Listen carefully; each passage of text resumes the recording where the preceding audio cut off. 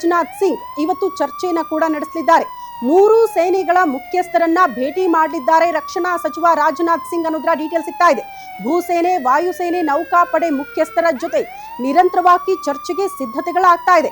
Chief defence staff ಜೊತೆ ಸಭೆ ನಡೆಸಲಿದ್ದಾರಂತೆ ರಾಜನಾಥ್ ಸಿಂಗ್. ಇವತ್ತು ಪಾಕ್ ದಾಳಿ ಬಳಿಕ ಇರುವ ಪರಿಸ್ಥಿತಿಯ ಕುರಿತು ಅವಲೋಕನ ಮಾಡಲಿದ್ದಾರೆ ರಾಜನಾಥ್ ಸಿಂಗ್.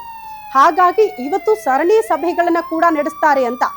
1971 ಬಿಟ್ರೆ ಮೋಸ್ಟ್ಲಿ ಮೂರು ಸೇನೆಗಳು, ಈ ಭೂದಳ, ವಾಯುದಳ ಅಂತೇನು ಮೂರು ಸೇನೆಗಳನ್ನ ನಾವು ಕರಿತೀವಿ, ಆ ಮೂರು ಸೇನೆಗಳು ಏಕಕಾಲದಲ್ಲಿ ದಾಳಿ ಮಾಡ್ತಾ ಇರುವಂತಹ ಸನ್ನಿವೇಶವನ್ನ ನಾವು ನೋಡ್ತಾ ಇದ್ದೀವಿ. ಹಾಗಾಗಿ ಆ ಮೂರು ಸೇನೆಗಳ ಮುಖ್ಯಸ್ಥರ ಜೊತೆಗೆ ಇವತ್ತು ರಾಜನಾಥ್ ಸಿಂಗ್ ಅವರು ಸಭೆ ಮಾಡ್ತಾರೆ.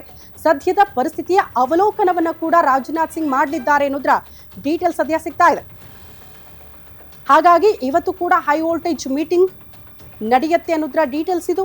ನಿನ್ನೆ ಸರ್ವಪಕ್ಷ ಸಭೆ ಆಯಿತು. ಸರ್ವಪಕ್ಷ ಸಭೆಯೆಲ್ಲ ಆದ ಬಳಿಕ ಎಂಥದ್ದೇ ಪರಿಸ್ಥಿತಿನ ನಿಭಾಯಿಸೋದಕ್ಕೆ ನಾವು ಶಕ್ತರಾಗಿದ್ದೀವಿ ಅನ್ನುವಂಥ ವಿಚಾರಗಳು ಚರ್ಚೆಯಾದ ಬಳಿಕ ರಾತ್ರಿಗೆಲ್ಲ ಪ್ರಾರಂಭ ಆಗೋಯ್ತು ದಾಳಿ ಮತ್ತು ಅದಕ್ಕೆ ಪ್ರತಿದಾಳಿ. ಅದಕ್ಕೆ ನಮ್ಮ ಭಾರತೀಯ ನಾಗರಿಕರು ಕೂಡ ಸಾಕ್ಷಿಯಾದರು. ಬಟ್ ನಮ್ಮಲ್ಲೇನಾದ್ರೂ ಹಾನಿ ಆಯ್ತಾ ಅನ್ನೋದು ಇಲ್ಲ. ಪಾಕಿಸ್ತಾನದಲ್ಲಿ ಅತಿ ಹೆಚ್ಚು ಹಾನಿಯಾಗಿದೆ. ಅವ್ರು ಏನೇ ಅಟ್ಯಾಕ್ ಮಾಡಿದ್ರು ಕೂಡ ಅದನ್ನ ಸಮರ್ಥವಾಗಿ ನಿಭಾಯಿಸುವ ಶಕ್ತಿ ಭಾರತ ಸೇನೆಗಿದೆ. ಹಾಗಾಗಿ ಆ ಕೆಲಸವನ್ನ ನಿನ್ನೆ ರಾತ್ರಿಯಿಂದಲೂ ಕೂಡ ಭಾರತೀಯ ಸೇನೆ ಮಾಡ್ತಾ ಬಂತು. ಅದರಲ್ಲಿ ಯಶಸ್ವಿ ಕೂಡ ಆಗಿದೆ. ಇದಕ್ಕೆ ಸಂಬಂಧಪಟ್ಟಂತೆ ಈಗ ರಾಜನಾಥ್ ಸಿಂಗ್ ಅವರು ಸಭೆ ಮಾಡ್ತಾರೆ ಮೂರು ಸೇನೆಯ ಮುಖಂಡರ ಜೊತೆಗೆ, ಮುಖ್ಯಸ್ಥರ ಜೊತೆಗೆ ಅನ್ನೋದ್ರ ಡೀಟೇಲ್ ಸಿಗ್ತಾ ಇದೆ.